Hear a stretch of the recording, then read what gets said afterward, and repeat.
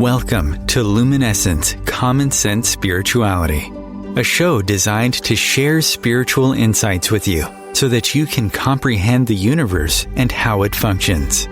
You are about to experience raised consciousness. This is a place where spiritual principles are shared with the goal of assisting you to expand your understanding of both the seen and unseen worlds. Luminescence Common Sense Spirituality helps you to discern the timeless truths handed down from wise sages through the ages, from the airy-fairy nonsense that is being taught today. Now, here is your host, Lynn Wyeth. Welcome to Luminescence Common Sense Spirituality, the radio show that disseminates esoteric knowledge and common sense spirituality. I'm Lynn Wyeth, creator of Mnemology Science, the ability to know all about a person's personality and the soul's purpose simply from their name. The beautiful inspirational song you just heard is called Shine. It's by Dee L'Amour, and you can hear more of her music by visiting her website at deelamour.com. She's also available on all streaming platforms, and you spell L'Amour, or Dee L'Amour is D, and then L-E-M-O-R. Our topic today is exploring the inner self. How do we access our inner self during these tumultuous times that we're all living through? And why is it important right now? Why and how does the inner self give answers? How do you define energy? What kinds of difference might this make in the world if more people access their inner selves? Okay, now I know that with meditation, when San Diego did an experiment with TM and they got over 10% of their city meditating, the crime rate dropped tremendously. And then they had a bunch of TM meditators all go to Washington, D.C. and meditate. It wasn't dropping fast enough, so they brought in more meditators, and Washington, D.C. went down. Now, this was done quite a while back, but what they say is that when 10% of a city is meditating, the crime rate goes down. So we want to know, how does that work? And how do you make your third eye work? Our special guest today is Julia Griffin. Now, Julia is known internationally for her ability to enlighten others to find their true self and become conscious co-creators through practical application of universal law. Her teachings embody advanced concepts for those who want to deepen their understandings of co-creation and their own personal reality. She has a deep understanding of energetics based on extensive studies. She's an alchemist, astrologer, herbalist, and a Reiki Master. Julia has the ability to communicate with plants and animals besides people.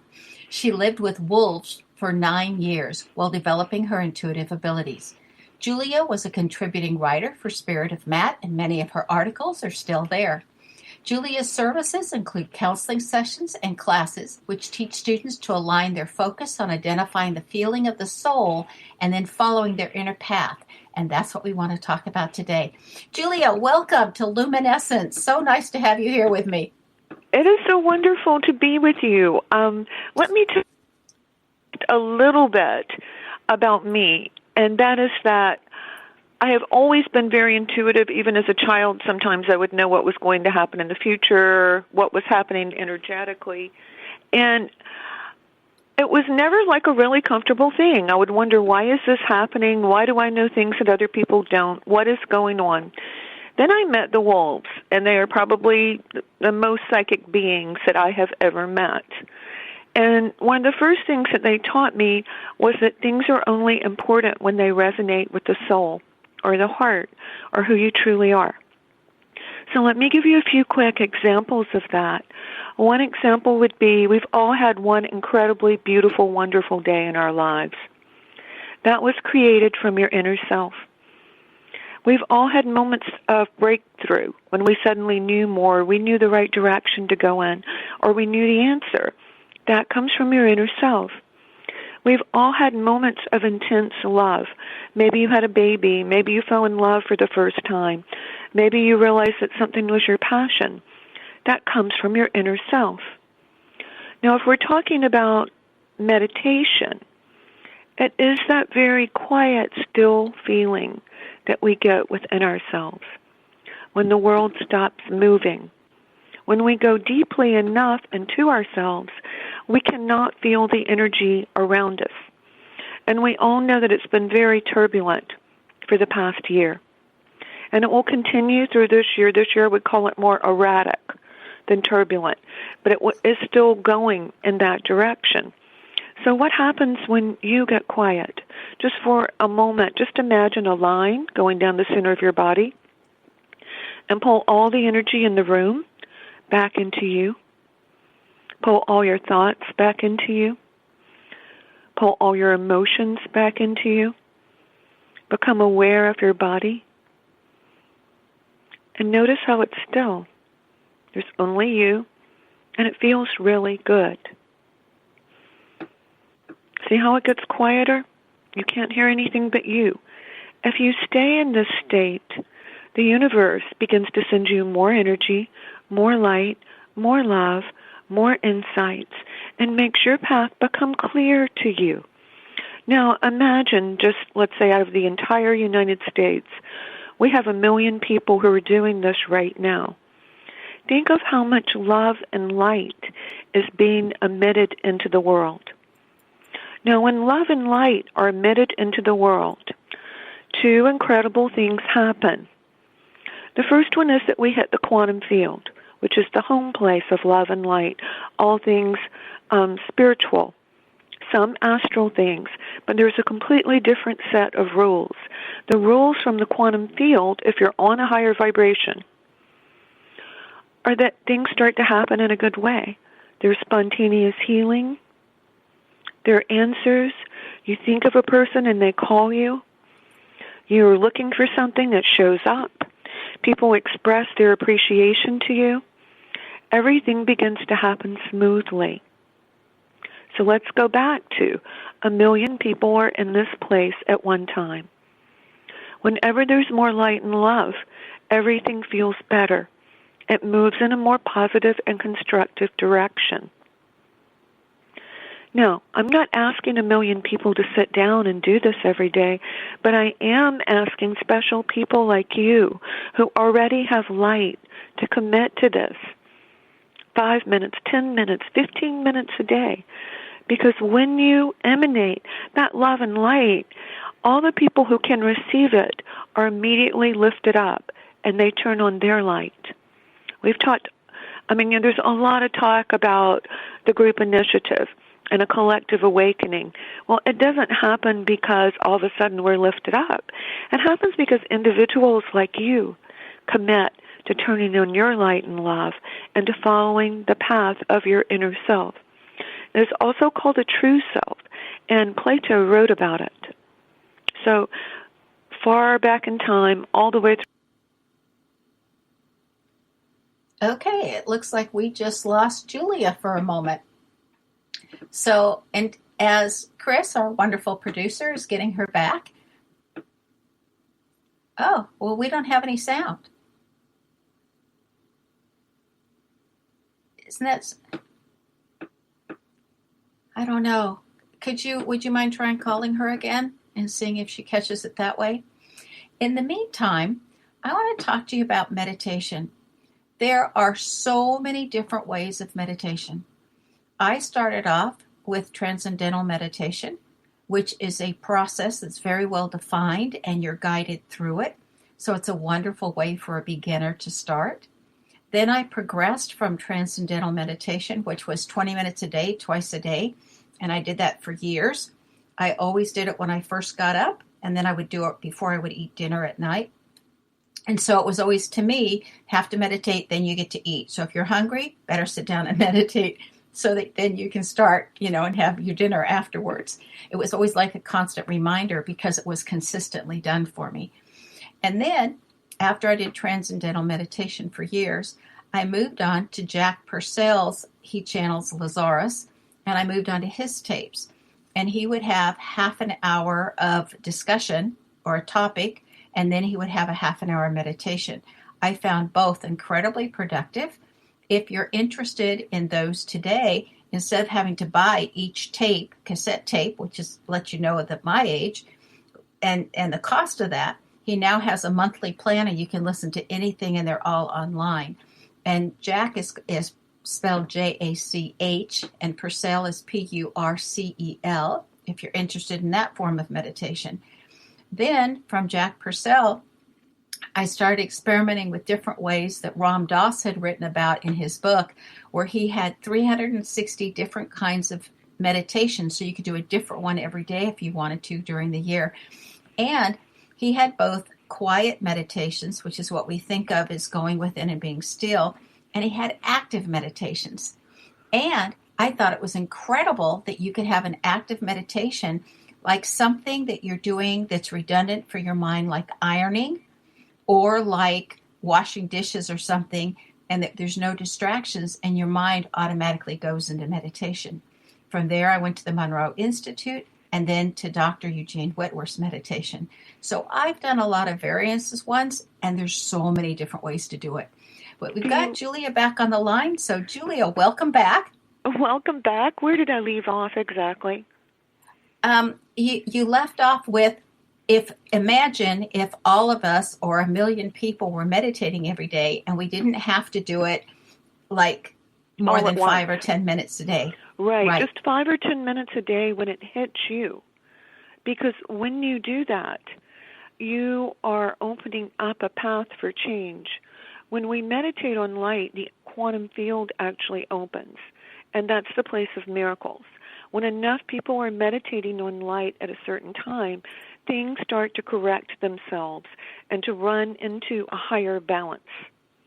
Now, what do I mean by that? We talked about the crime decreasing. If you're doing this in your daily life, you're going to find that things start to go right. Also, that you meet people who are on a higher frequency. Now, here's the thing about meditating with love and light on a regular basis. When you do that, everyone else picks up on it. Everybody else who's capable of seeing and feeling light, as you do, picks up on it and emanates more light. The vibration raises. All of us have probably been in a class or a show where you really got into a high vibration and you felt wonderful and everything just seemed right for a while. Well, when enough people do it, it will stay that way. The other thing is, as I said before, we won't pick up on that very jangled collective energy.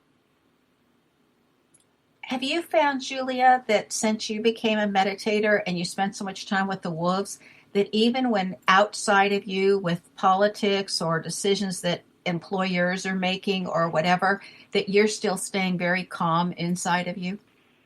Yes, more and more. And I notice when I'm starting to feel stressed, and the first thing that I think about is my heart, because your heart space or your heart chakra is in the center of the 7 chakras. So it's the center of your spiritual being. So if you start thinking about your heart and breathing through your heart, everything begins to become quiet. That chaos cannot come within you when you're in that place. Well, I just look at it also that if we trust the universe, that there is a plan of sorts, even though it could be totally unidentifiable to us at different times, and sometimes it becomes clear, that if you trust that the universe has our back and we're all here for a purpose, I think that helps to keep us calm also, to know that there is a plan of sorts, even if we don't know it and can't see it, that it's not random chaos. Definitely. And because I can see light, I can tell you, as odd as it may sound, there is a lot more light on the earth. Right now it's sort of like it's a dark planet and all this light is coming down and it swirls around and everybody feels confused. Here's the thing about your path. If you're meditating and focusing on your heart, the universe is always going to show you at least the next step. Maybe that's as far as you can see. Maybe you don't know why you're going in that direction. A good example is before I started doing readings, I studied Chinese herbology and Ayurvedic herbology. Already knew Western herbology. But that's all about reading energy. So when I finished studying after 5 years, I was like, and now I do not like being an herbalist. I wonder why I felt like that was the right thing for me to do. Well, then when I started reading people, I thought, well, of course, because like Chinese herbology reads things as hot and cold, as up and down, and all these different variations of energy. It was teaching me about energy. It wasn't about becoming an herbologist. but I did need that step. Well, and that's very important. And I think also a lot of times when it looks like we're going zigzag or crooked, or people ask me a lot in my readings is, how do I get back on path? And I think you're never off of path. Your soul wouldn't let you get off of path. It may look like a detour. It may look like you're off of path, but it's really that you just got off. I look at it, our path is like a set of train tracks, and that you get off the train sometimes to go look at the area around you and see what you can glean before you get back on the train to keep going. And that's perfectly acceptable to take breaks. And detours are okay because you learn on them. You learn with them. Yes. You learn a lot about yourself, and you learn whether or not you want to go in that direction. And maybe your soul didn't want to go in that direction, but the person you are in this incarnation does, and you learn enough so that you're so glad to re-embrace that path when you get back to it. Well, and it also makes you more aware of others that are choosing a different path than what you're doing, and it gives you more understanding. We are at our first break. When we come back with Julia Griffin, we're going to define energy and what the world may look like if we're using our energy with more consciousness. Stay tuned.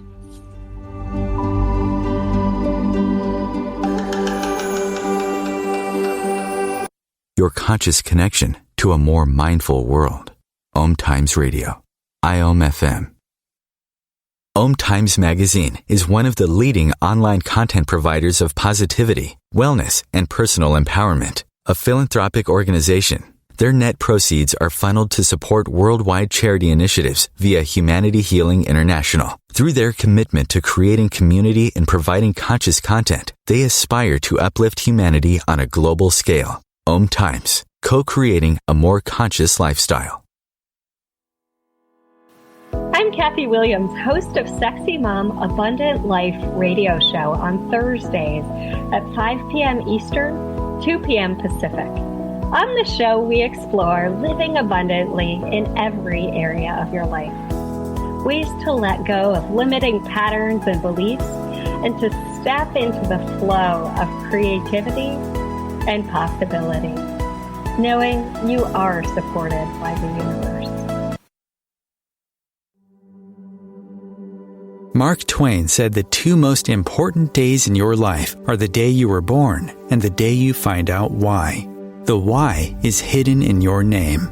Sharon Lynn Wyeth has created a scientific way of deciphering your name to reveal your contract for this lifetime. And your name even specifies the 7 areas that are subsets of your soul's overall goal. Your name identifies who you are to both yourself and others. What does your name say about you? Contact Sharon Lynn Wyeth at info@knowthename.com for your stunning name review. These are the sounds of a dinner that almost didn't happen.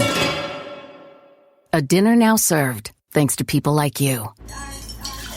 Due to COVID-19, 17 million more Americans may face hunger.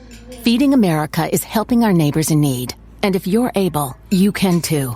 Donations are being accepted at feedingamerica.org/coronavirus. Brought to you by the Ad Council and Feeding America, 200 food banks strong.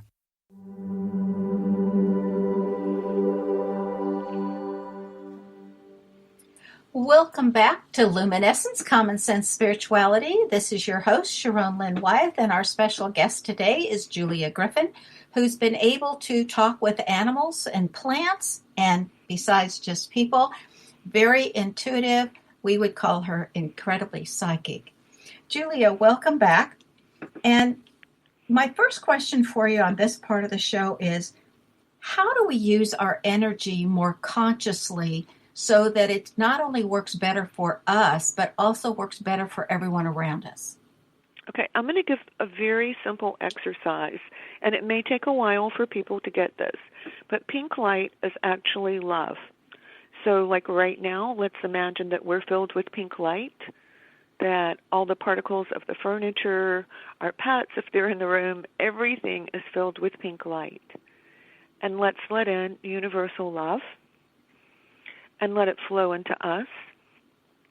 And then anything you want to send that love to, send it. Maybe a friend who's having a difficult day. Maybe to some part of yourself that has a conflict about doing something that you want to do. Maybe to a friend. And just imagine that love going to them. That's one way of helping. Another simple way of helping is simply to imagine that you're surrounded by light. There's a circle of light around you, light from the universe, like a sunbeam is pouring into that circle. And we're expanding that circle out for about a mile. And that gives us protection and light and energy. Now, about energy. Because of the way that we've been programmed as human beings, we very rarely remember to use our energy positively. So if I feel a little tired, I might say to myself, in a couple hours, I'm going to have so much more energy. Or in a couple hours, I'm going to finish this project.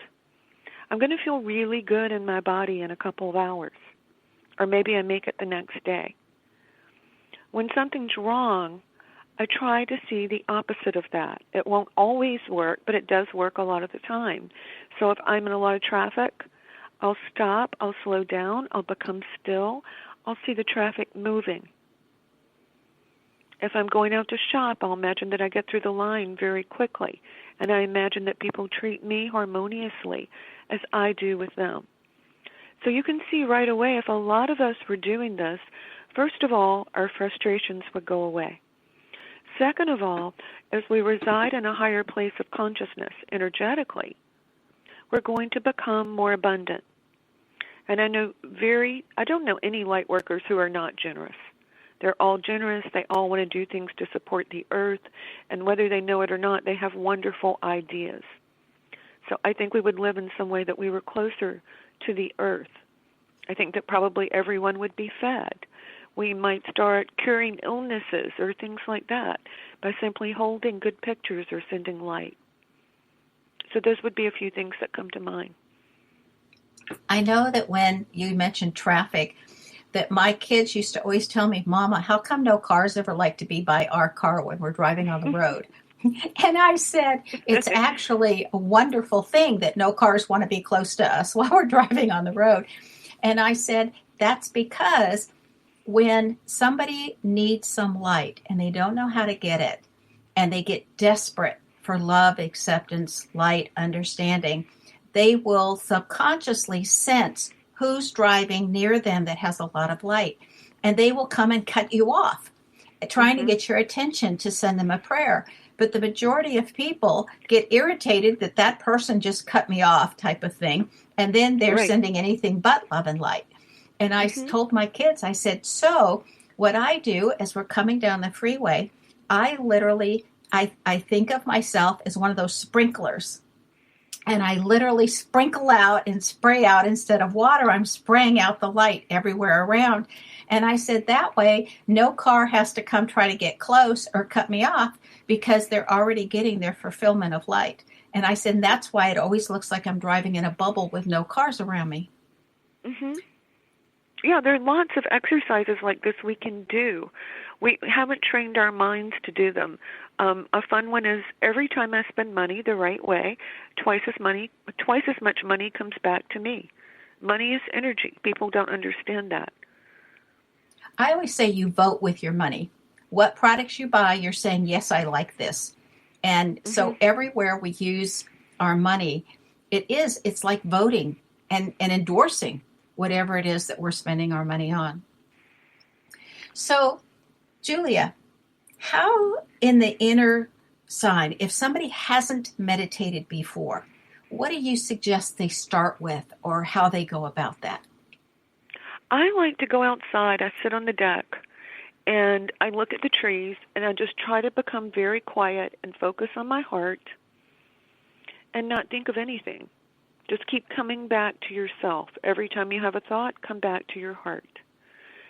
And after you do that for a while, you'll become very quiet. The other thing that you can do is to meditate on something that you really, really want with your heart. It can't just come from the ego. It's got to be a heartfelt desire.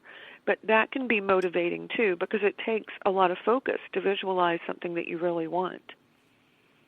So how do you define energy? If you had to give it a definition, how do you define energy?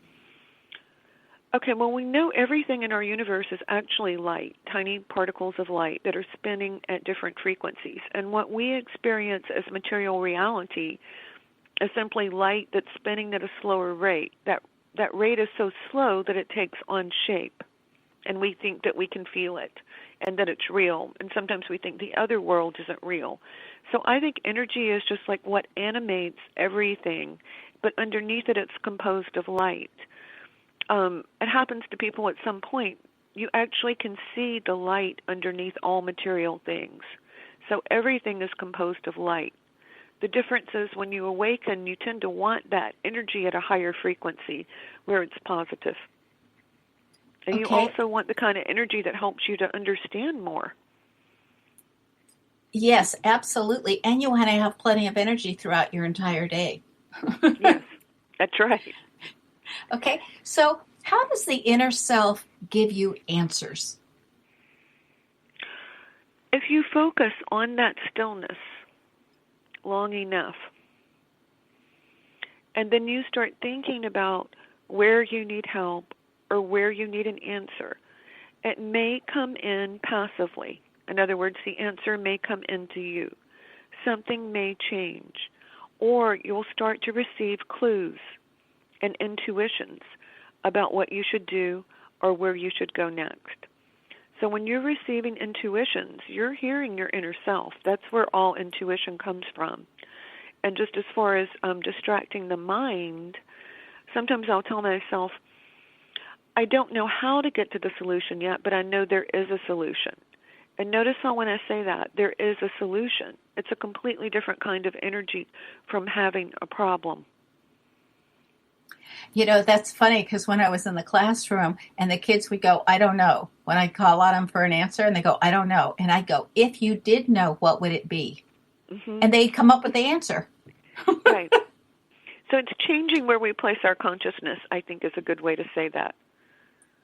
Okay, so let's say everybody's doing everything they know how to do. How do they make their third eye work better?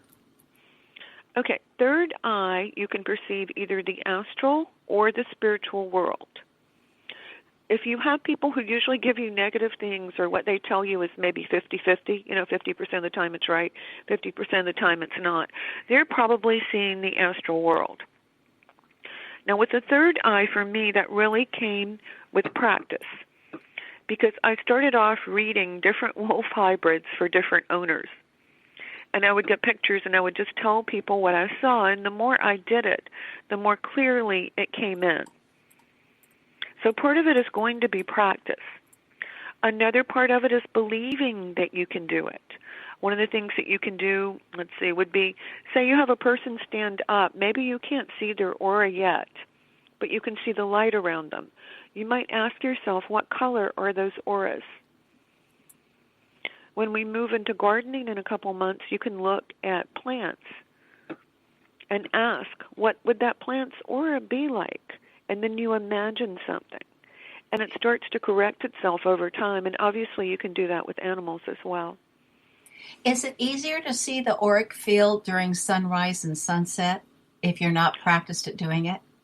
Yes, because those are the openings in the world. Just like everyone, we're so lucky we're going to talk on the full moon. For everyone, the spiritual and psychic world is much more open on the new and full moons. As well as the equinox and solstice. This is the part of our show that if you have a question for Julia about any of the topics we've discussed today, you are welcome to call in. Our number is 202-570-7057. Again, that's 202-570-7057. Okay, so Julia, let's say somebody just has really good intentions and they don't know about the universal laws and they don't know a lot of the things that you would know, but they have really good intentions and they're basically a good person. What can that person do to advance themselves up and raise their own consciousness? Okay, starting with that, I think the first thing is the recognition that they have a good heart. Because most people who want to do that and have good intentions have very beautiful heart spaces. They are probably not aware that they lift other people up simply by being there.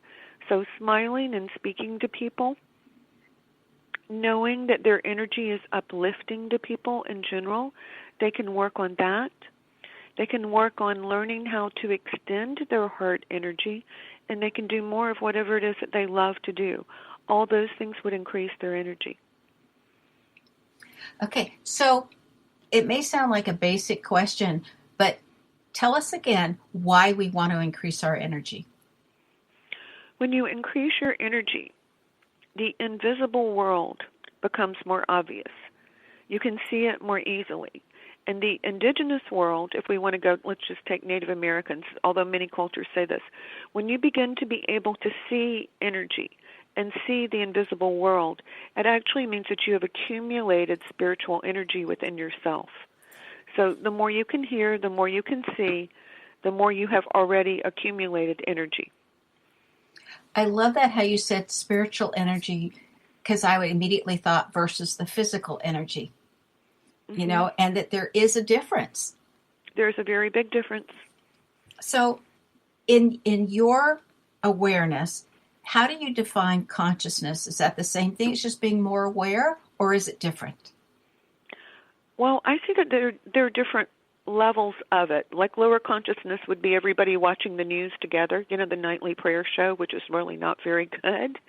There's daily consciousness where everyone's sort of on the same channel of getting through life, buying things, cooking dinner, functioning. And then there's a level of higher consciousness where you have the awareness that you want to make a change in your life so that you can move more into that spiritual consciousness. You know, many people have had pretty tough childhoods. And since our childhood so defines us in so many ways and comes back at different times when we think we've cleared everything and we've healed to haunt us or pushes a button in us, what would you say to people on why they have challenging childhoods? I'm going to say that most people who are really good intuitives do have really bad childhoods and do have difficulties. I suspect that one, if there is such a thing as reincarnation, and I tend to believe that there is, we take on as much karma as we can, and we decide to get through it when we're children. The next thing is that if we really grow and we decide we're going to expand and become who we truly are, our inner self, that we have to work through those things. When we work through those things, we're not just doing it for us, we're doing it for other people. And it lifts up people who are not strong enough to do it for themselves. Also, you develop this tremendous focus of being able to get through obstacles and of looking for new solutions if you get through it. I always thought that having a hard childhood growing up also would tend to make somebody want answers and make them seekers. What do you think? Oh, I definitely agree. And the other thing is, I think I was 4 when I realized that there was another larger consciousness that people called God that would actually help me. It couldn't change anything that was going on in my life, but it could make me feel free from it. Well, I remember becoming a voracious reader because I wanted answers. I was so miserable as a kid, all until I was 13 and I started reading the Bible every night. And as this audience knows, then every year I picked a different big book because I wanted to learn all about the different religions. But I wanted answers. I wanted to know, why was life so hard? Or why it worked some of the time and other times it didn't, and why some people suffered and why some people didn't. It definitely makes you ask very big questions. Right. And as I started reading and started learning, life became easier. And when what people would call horrible things would happen, I would look at it differently than as, oh, this is horrific, or, oh, this is whatever. It was more like curiosity. How can I be of assistance? And isn't it interesting that this person is choosing to go through this experience at this time? I wonder what they wanted to learn. I know one thing that always amazed me was that adults were always saying they wanted things, and I would focus on it, and those things would manifest, but it didn't make them happy. So my big question was, why doesn't it make people happy when they get what they want? And so that later I learned that was because those things were not in alignment with the inner self. Oh, isn't that fascinating? Yes. So talk to us about that process of focusing on what it is that you're desiring, and so that how you can create that.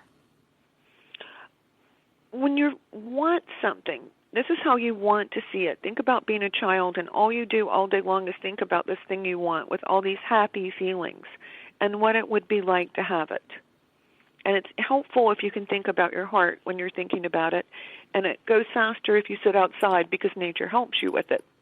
You don't have to do that. But you put yourself in the place that you're actually living in that experience. Say you want a different house. All right, so when you're imagining it, you're not living in your house, you're living in the house that you want. If you want another job and you're at work and you catch yourself thinking, oh, I really don't like this job, you would say, no, I'm manifesting something different. And you would see yourself in the dream job. So you want to take about 15 minutes, 10 or 15 minutes, and make it like you're living in the most beautiful dream possible. And it will come. Is that what, like vision boards, people do vision boards to remind themselves of doing that same thing? Is that a similar way of doing this? A vision board for me has never worked, but I'm a very visual person. I like my own images better than anything that I can find somewhere else. So the thing that I've found about it is that as you work on your visuals, if you're doing it correctly, the universe makes little adjustments. Let's go back to the house thing. Let's say that I'm imagining I'm walking into a big foyer. The universe might change it so that the front door opens into the living room, or I'm going through a door into a big kitchen, or the colors are all different from what I thought. Because the universe will adjust a visualization if you're doing it correctly. See, I always find all of that very fascinating. We will be back right after this next commercial break with Julia, our wonderful guest, with more information on how you can connect with the inner self. Stay tuned.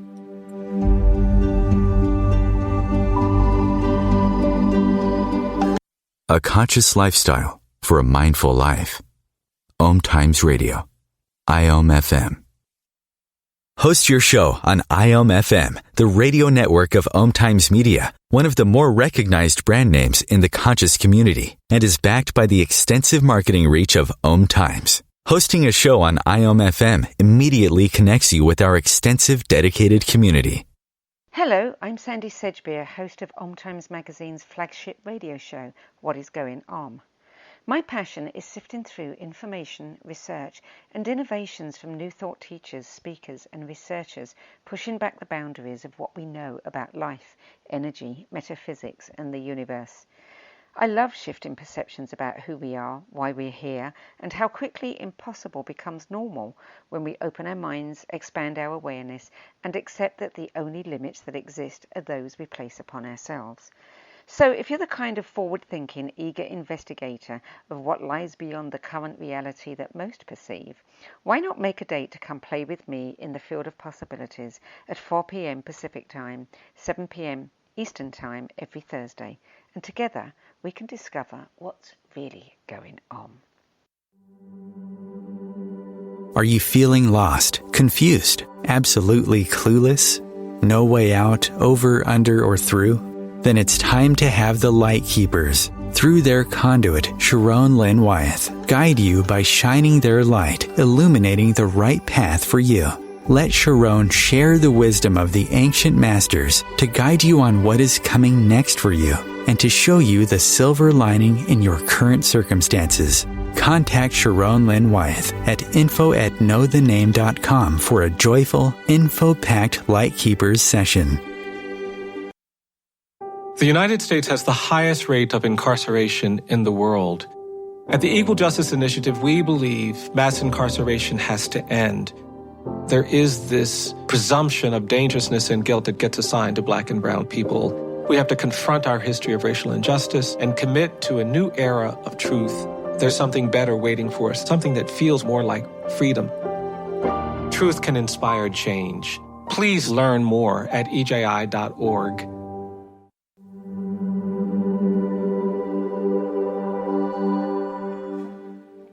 Welcome back to Luminescence, Common Sense Spirituality. I'm your host, Lynn Wyeth, and our wonderful guest today is Julia Griffin. Julia, how, if somebody wanted to start speaking with animals like you do, and they've been meditating and they've been reading and they've been on their spiritual path, how would they go about communicating with the animals or understanding animals like in the way that you do? Okay, the first thing that really surprised me when I could hear animals was that I was already very intuitively connected, and I think if you want to talk to animals, you probably already are. For example, I would think I should change the dog's water. If I could have heard the dog in the past, the dog would have said, I need new water. Or I would think, not time to feed the dogs, but I think I'll go ahead and do it. But in fact, they were sending me a message, it's cold out here, we're hungrier than usual, can you feed us now? So most of the things that you're thinking, or if you suddenly decide to change the color of the leash or the bowl or the pillow for your cat, they are literally asking for that. I find that most people already do that. So you're already hearing it, you're just not aware of it. So one thing that you can do is you can lie down with your pet and pet them and get really close to them however you connect and let them know that you want to hear their voice. If you have a feeling, look at the animal. See if the feeling comes back again, because they're definitely speaking to you. Sometimes I'll say to my pets, say it again, and they'll say it again, because I don't always hear it, or I don't always hear it the first time. So that is a way of beginning with that, is knowing that you already have the skills and you're probably using them. Does that help? That's really cool, because a lot of people are very intuitive with their pets. Mm-hmm. So they're literally hearing them. We just haven't been taught how to do it. That was what really amazed me.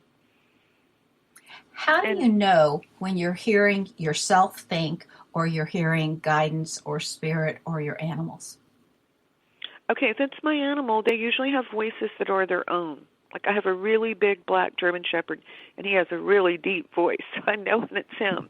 The cats sound a little more alike, so they're a little more difficult to discern. When I hear that I should do something or that something is a certain way, I check. I actually muscle test. I'll say, is this my ego? Is this my inner self? Or am I just getting the answer that I want to hear? And a lot of the time it's just the answer I wanted to hear. So I'll start over and go through again with that. Or I'll hold that idea for several days. And if it doesn't seem as crystal clear as it did in the beginning, part of me may have projected it. Part of it may be true. Part of it may not be true. Now, having said that, we also have a voice that's like razor clear, that says, go this way, or you have to do that now. And you can feel that. That's a different tone entirely.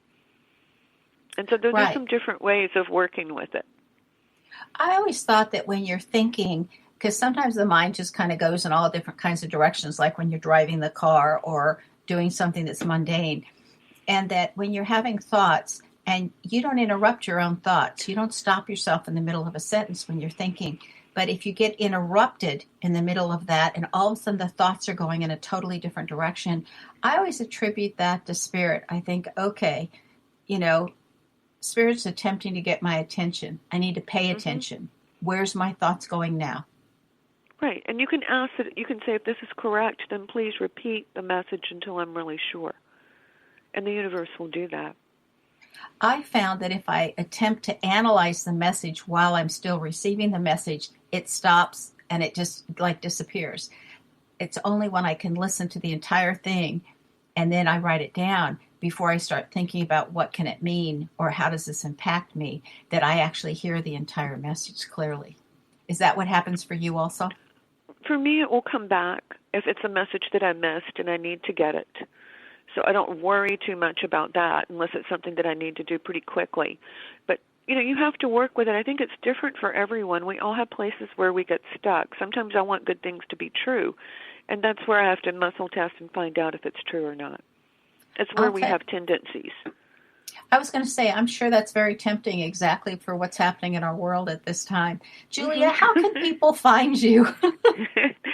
They can find me at onetrueself.com, onetrueself.com, and you can sign up for my newsletter there or get in touch with me. I like that. Pretty easy. And do you accept emails at OneTrueSelf? You can email me at onetrueself@gmail.com. And I'd love to hear from you if you have a question or I can help you in some small way. I know that you've been on previous radio shows with me, and that everybody who has contacted you or had a session with you has reported back to me, and everybody has been incredibly pleased with what they've received. So I do want to let everyone who's listening now to know that, because that's always good to hear. It is always good to hear, and I appreciate your saying it. Thank you. Yeah. Is there one last thought that you'd like to leave everybody with?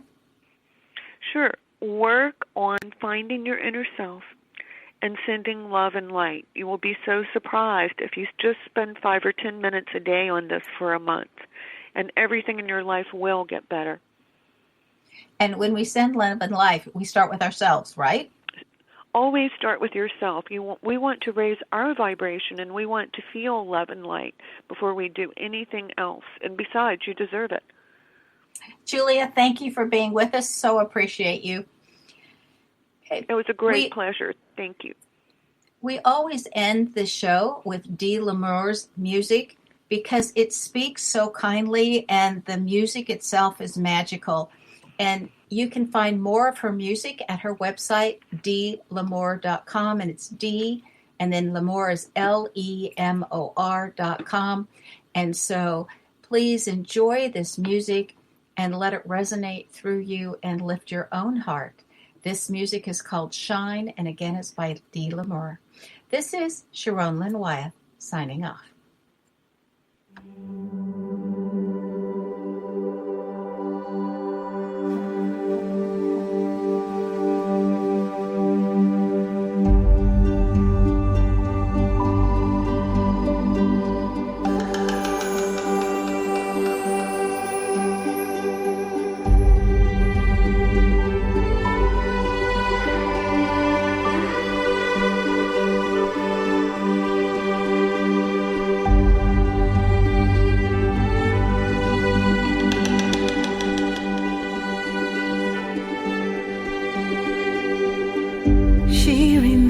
So long ago, gazing in the mirror, an image of an angel smiling back at her. No wounds or imperfections, just beauty and its glow. Her laughter and her heart, a reflection of her soul. And I want to shine like the sun and smile to stop the rain. And I want to dance with the wind and believe in dreams again.